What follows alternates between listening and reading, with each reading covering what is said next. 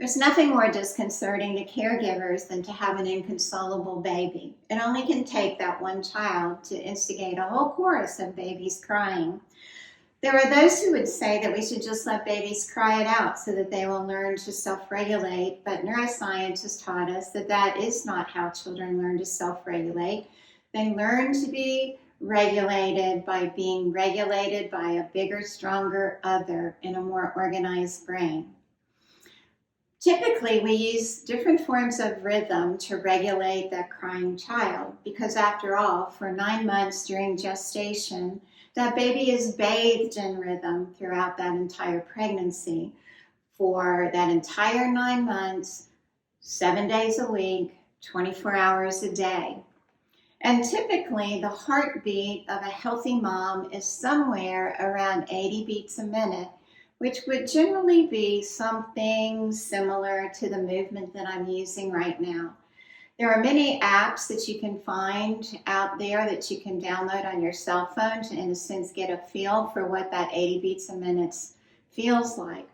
If you are rocking a crying baby faster than 80 beats a minute, you are highly unlikely to regulate that child. You are more likely to escalate that child. One of the things that we know is that if you want to regulate a crying baby, you need to be somewhere around 60 beats a minute, which seems very slow at first.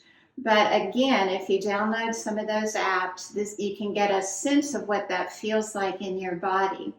But when we're trying to console an inconsolable baby, we need to slow that rhythm down.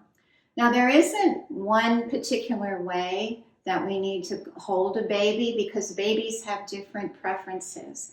Some like to be held similarly to what I'm doing right here.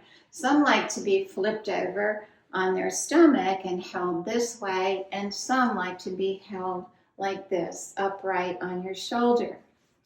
There's also another strategy that we can use.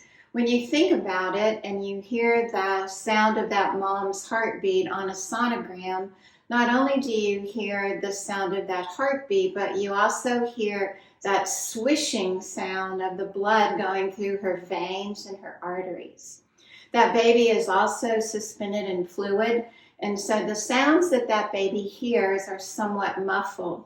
So when you hold that baby over your shoulder, put a receiving blanket over the baby's head to muffle the sound, and as you sway at 60 beats a minute, you can also mimic that swishing sound that babies are accustomed to.